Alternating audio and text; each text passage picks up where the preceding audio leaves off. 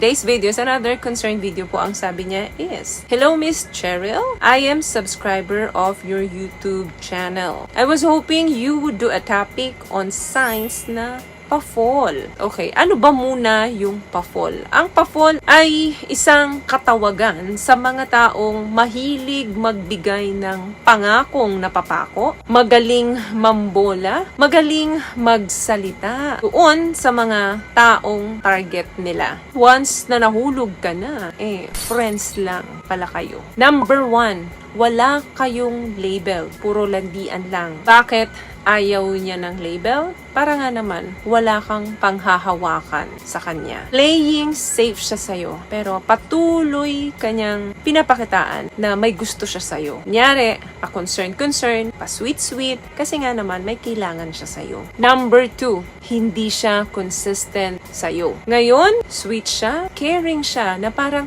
in love siya sa'yo. Nung araw na yon, makalipas ang ilang araw or next day, naku po, bigla na lang manlalamig sa'yo. Yun pala, sa umpisa lang palagi.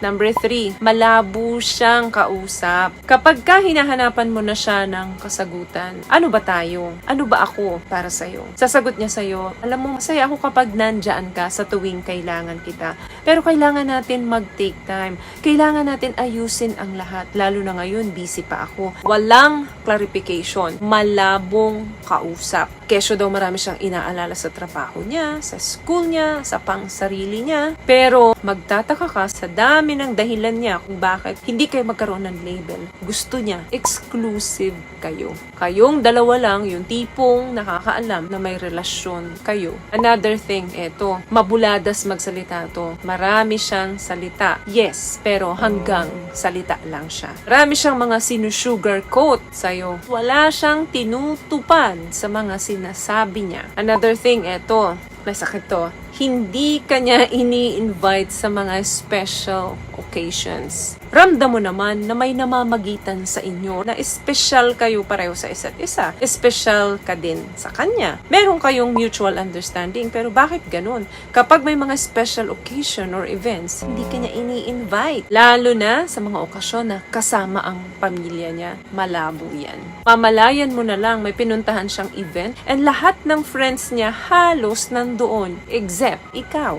What I love about this product, itong No More Dark Secret ng K-Skin, bukod sa may advanced whitening na siya na kung saan pwede niyang matulungan na pumuti yung mga singit-singit mo, moisturizing, meron siyang anti-irritation, antibacterial, maintain healthy pH level. Hindi lang pambabae, meron din po tayong pang-lalaki. Ito, mas malala. Hindi kanya priority. Eto, mabuksan na ang isipan mo. Magising ka na talaga sa katotohanan. Kapag nararamdaman mo na wala ka sa top 1, top 2, or top 3 ng priority niya, biglaan na lang magka-cancel yan sa'yo. Kasi uunahin niya nga yung mga friends niya or family niya. Minsan, aayain ka pa niyan mag-date. Aayain ka niyan mag-out of town. Pero, as a friend, minsan, sasabihan ka pa niya ng magagandang compliments. Minsan, eto malala, sasabihan ka pa niya ng I missed you. Pero, as a friend. Last one, di siya magsasabi sa'yo ng mahal kita. Walang ganon. Pero, ginagawa nyo na yung mga bagay na ginagawa ng mag-couple. Pero, never niya ipaparinig sa'yo yung magic word na mahal kita. Or, I love you. Siguro minsan masasabi niya sa'yo ng I love you. Pero sisigundahan niya agad ng as a friend.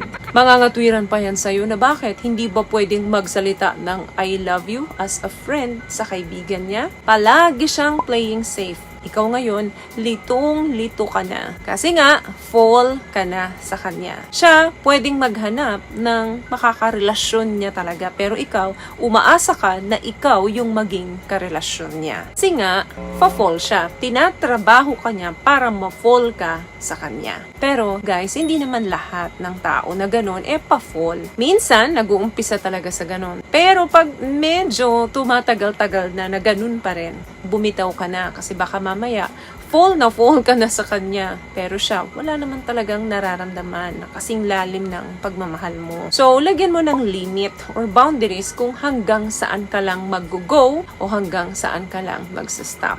Kasi yung boundaries and limit na yan, protection mo yan para sa sarili mo. Alam mo na ngang pa-fall, pero sige ka pa rin, umaasa ka pa rin. Ang tagal-tagal nyo na sa no label. Tapos umaasa ka pa rin na one day magkakaroon kayo ng relasyon. So, lagi mong babantayan yung emosyon mo. Lagi mong pahalagahan yung sarili mo. Huwag tayong matakot din na magmahal at magparamdam na nagmamahal tayo. Pero be wise. Lalo na kapag yung mga napag-usapan nating senyales dito ang mga nakikita nyo dyan sa taong yan.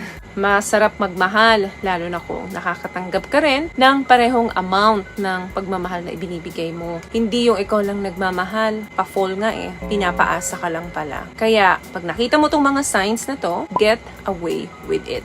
So, yun lamang guys ang video natin for today. I hope nakapagbigay po ako ng tips at kung nagustuhan niyo ang video natin for today is pakibigyan lang ako ng isang malaking thumbs up. Comment down below and I'll share this video na rin po sa mga kaibigan na sa tingin niyo matutulungan ng video natin. Once again, palagi po kayong mag-iingat at palagi po kayong manalangin. Thank you guys for watching and see you on our next one. Always love yourself and be a blessing. Bye!